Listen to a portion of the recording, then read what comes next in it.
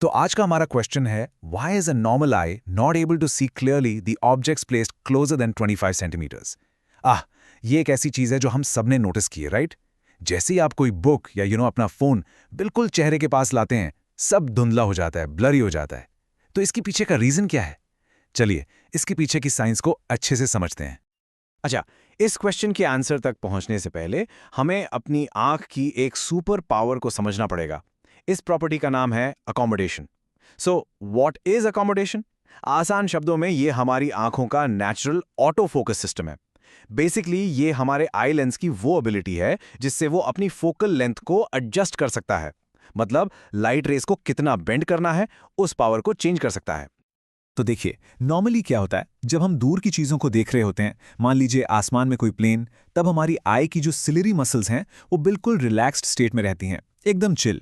इस कंडीशन में हमारा आई लेंस पतला रहता है, यानी थिन, और उसकी फोकल लेंथ सबसे ज्यादा मतलब लॉन्ग होती है। ये आई की आप कह सकते हैं डिफॉल्ट सेटिंग है, आराम वाली स्टेट, कोई टेंशन नहीं, कोई स्ट्रेन नहीं। लेकिन जैसे ही हम फोकस शिफ्ट करते हैं किसी पास की चीज पर, फॉर एग्जाम्पल अपनी ही उंगली को देखो, एकदम से एक चेंज होता है। जो सिलियरी मसल्स पहले रिलैक्स थीं, अब वो कॉन्ट्रैक्ट करती हैं, यानी सिकुड़ जाती हैं। और इस कॉन्ट्रैक्शन का डायरेक्ट इफेक्ट आई लेंस पर पड़ता है। वो बीच से मोटा यानी थिक हो जाता है।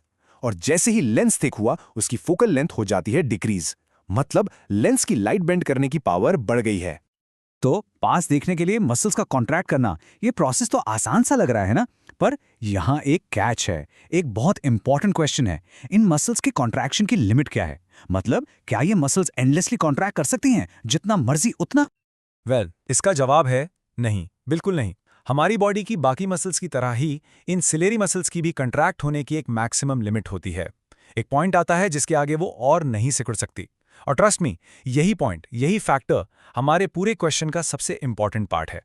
तो सिलियरी मसल्स की इसी मैक्सिमम कॉन्ट्रैक्शन लिमिट की वजह से एक मिनिमम डिस्टेंस क्रिएट हो जाता है।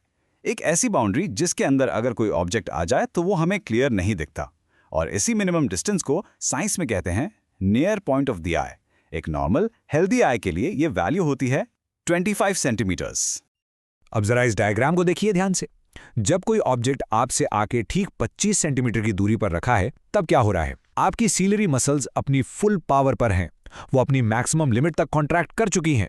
और इस पॉइंट पर आपके आई लेंस की फोकल लेंथ सबसे कम यानी मिनिमम हो जाती है। रिजल्ट, सारी की सारी लाइट रेज बिल्कुल परफेक्टली आपके रेटिना पर फोकस हो रही हैं और आपको मिल रही है एकदम शार्प क्रिस्टल क्लियर इमेज।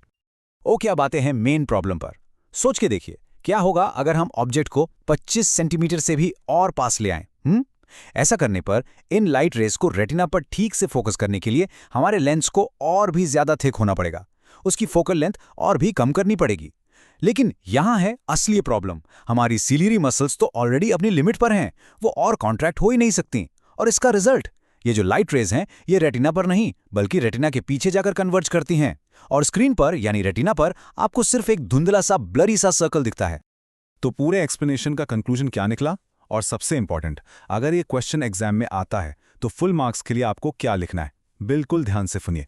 आप लिखेंगे the focal length of the eye lens cannot be decreased below a certain minimum limit. क्यों? Because the ciliary muscles cannot contract beyond their limit. और इसका final result, therefore the eye cannot form a sharp image on the retina for objects closer than 25 centimeters. बस इतना लिख देंगे, आपको पूरे marks मिलेंगे। वी होप आपको वीडियो अच्छा लगा होगा और क्वेश्चन से रिलेटेड कॉन्सेप्ट्स क्रिस्टल क्लियर हो गए होंगे। Will see you in next video. Till then tata bye bye.